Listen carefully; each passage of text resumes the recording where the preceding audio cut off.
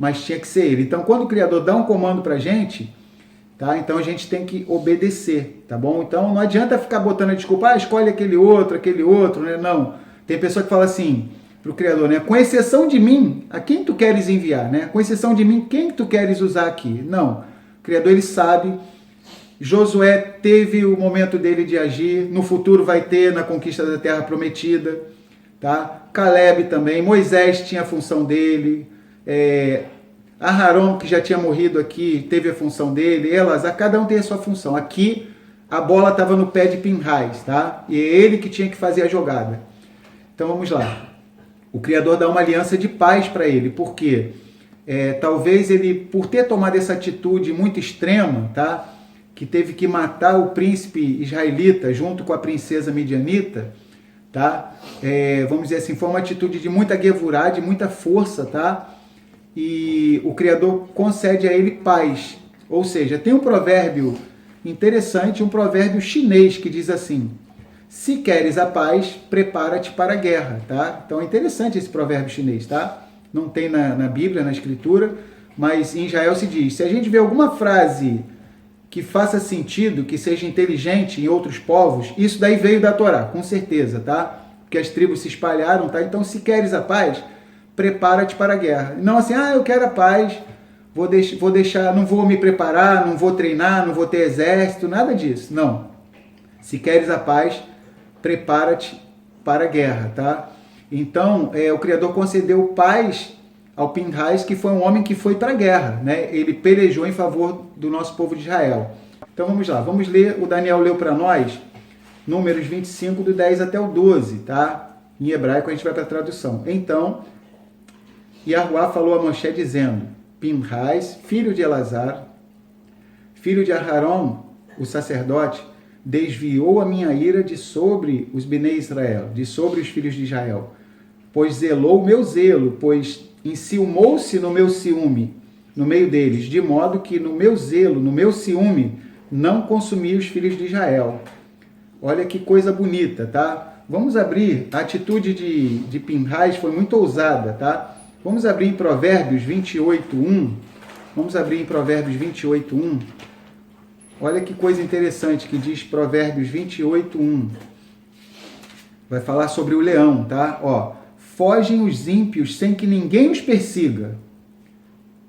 Porém, o justo possui bitarrom, confiança, inteira certeza de fé, como o filho do leão. Olha que bonito, tá? Então, a estrutura da palavra aqui, o justo, ele possui bitarrom. Iftar é da raiz da palavra batuar, que é bitarrom, tá? Que existe tikva, que é esperança.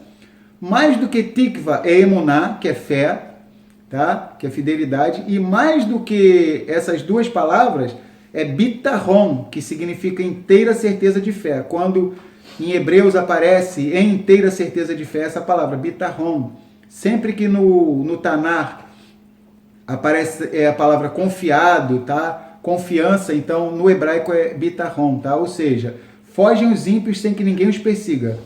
Porém, o justo possui bitarrom, inteira certeza de fé, como o filho do leão. Ou seja, se não fosse Pinhais, os ímpios fugiriam. Aqui em Provérbios fala, fogem os ímpios sem que ninguém os persiga. Ou seja, ninguém de Israel estava perseguindo o príncipe malvado lá da tribo de Simeão, né, que é o Zimri, com a mulher midianita, Cosbi. Né, eles estavam coabitando, né, ou seja, aos olhos de todo o Israel. Né? Então Pinhais, ele foi lá na tenda do Zimri e com a lança ele encravou numa tacada só o Zimri, que era o príncipe de Simeão, Shimon, e a Cosbi, a princesa midianita, tá? Então vamos lá. Vamos abrir também, para a gente uma injeção de ânimo, tá? Vamos abrir em 1 Crônicas, Divrei Hayamim, 1 Crônicas 12:8. Olha que bonito. 1 Crônicas 12:8. Olha o que fala. Vai mencionar de novo o leão, tá? Essa característica de leão, que nós, como povo do Criador, lembrar que Balaão, contra a vontade dele, ele profetizou que o povo de Israel seria como o touro selvagem, é uma alusão a Efraim, tá? A casa de Efraim, e seria como o leão, tá? A casa de Judá. as virtudes, tá, de Efraim e Judá. Então aqui, vamos lá. 1 Crônicas 12, 8. E dos gaditas se retiraram a Davi, ou seja, membros da tribo de Gad. E dos gaditas se retiraram a Davi, ao lugar forte no deserto. Homens valentes, homens de guerra, para pelejar, armados com rodela e lança. E os seus rostos eram como os rostos de leões, e eles eram ligeiros como corças sobre os montes. Olha que texto lindo, tá?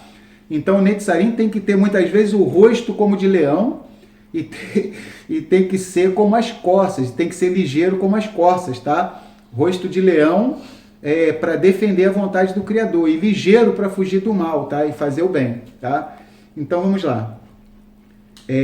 Mais um texto, tá? Miqueias 5, do 7 ao 8, vai falar do leão de novo, tá? Característica do leão.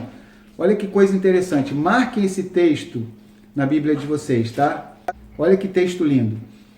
E estará o remanescente de Jacó, no meio de muitos povos. Olha só. Tudo já foi profetizado, né? Que as tribos, não só a casa de Efraim, na verdade, a diáspora é tão grande que das 12 tribos, da casa de Efraim, da casa de Judá, tem pessoas na diáspora, tá? Perguntaram, 1 Crônicas o quê? 1 Crônicas 12, 8. Então, Miqueias 5, do 7 ao 8, profeta Michá. E estará o remanescente de Jacó, no meio de muitos povos. Olha aí. Brasil, né? Estados Unidos, China, Inglaterra, tudo que é lugar do mundo. Como orvalho de Yahuá, como chuvisco sobre a terra, que não espera pelo homem, nem aguarda filhos de homens. Ou seja, o remanescente, tá? Ele iria querer buscar a verdade que sai da boca do Criador, não essas teologias que eles jogam para cima das pessoas, tá? Esses ismos, tá? Então, eles esperariam não pelo homem, tá? Nem aguardaria filhos de homens. E o remanescente de Jacó, estará entre as nações, no meio de muitos povos, como um leão, olha aqui o leão, ó, como um leão entre os animais do bosque, como um leãozinho entre os rebanhos de ovelhas, o qual, quando passar, as pisará e despedaçará, sem que haja quem as livre. Olha que lindo, tá? Então temos que ter essa virtude tanto do touro selvagem quanto do leão, tá? Então são textos maravilhosos, que muitas vezes a pessoa pode achar assim, eu sou um Netzarim, eu tenho que ser aquela pessoa só quietinha e tal, passiva, não, tá? Às vezes a gente tem que se levantar como um touro selvagem, tá? Que aponta para Efraim, e às vezes a gente tem que se levantar como um leão, tá? Que aponta para Judá e Arrudá. Então vamos lá.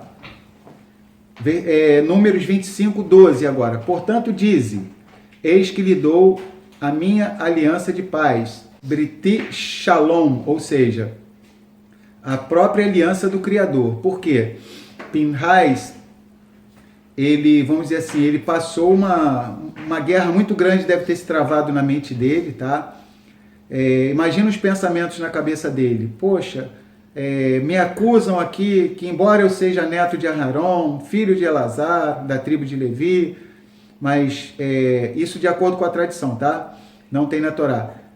E as pessoas acusavam ele de não ser um israelita puro. Como é que eu vou ferir um israelita, entre aspas, puro? E não qualquer um, mas um maioral, um cabeça, um príncipe da tribo de Shimon, de Simeão. Lembrar que o segundo filho de Jacó foi Simeão, tá? Reuven foi o primeiro, o segundo foi Shimon, Simeão, ou seja, uma tribo muito importante, tá? Ou seja, ele poderia ter hesitado, não, vou deixar aqui o meu tio, avô Moisés fazer isso, ou meu pai Elazar, outra pessoa, algum príncipe de outra tribo, né? Vou deixar Josué fazer isso, né? Yahushua ben Nun, vou deixar Caleb fazer isso, não, mas tinha que ser ele. Então, quando o Criador dá um comando pra gente, tá? Então a gente tem que obedecer, tá bom? Então não adianta ficar botando a desculpa, escolhe aquele outro, né? Não. Tem pessoa que fala assim para o Criador, né? Com exceção de mim, a quem tu queres enviar, né? Com exceção de mim, quem tu queres usar aqui? Não. O Criador, ele sabe. Josué teve o momento dele de agir, no futuro vai ter na conquista da Terra Prometida, tá? Caleb também, Moisés tinha a função dele, Aharon, que já tinha morrido aqui, teve a função dele, Elazar, cada um tem a sua função. Aqui, a bola estava no pé de Pinhais, tá? E é ele que tinha que fazer a jogada. Então vamos lá. O Criador dá uma aliança de paz para ele, porque talvez ele, por ter tomado essa atitude muito extrema, tá?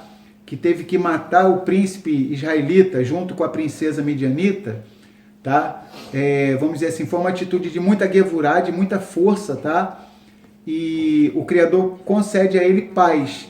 Ou seja, tem um provérbio interessante, um provérbio chinês que diz assim: se queres a paz, prepara-te para a guerra, tá? Então é interessante esse provérbio chinês, tá? Não tem na Bíblia, na Escritura, mas em Israel se diz: se a gente vê alguma frase que faça sentido, que seja inteligente em outros povos, isso daí veio da Torá, com certeza, tá? Porque as tribos se espalharam, tá? Então, se queres a paz, prepara-te para a guerra. Não assim, eu quero a paz, vou deixar, não vou me preparar, não vou treinar, não vou ter exército, nada disso. Não. Se queres a paz, prepara-te para a guerra, tá? Então, o Criador concedeu paz ao Pinhais, que foi um homem que foi para a guerra, né? Ele pelejou em favor do nosso povo de Israel, tá?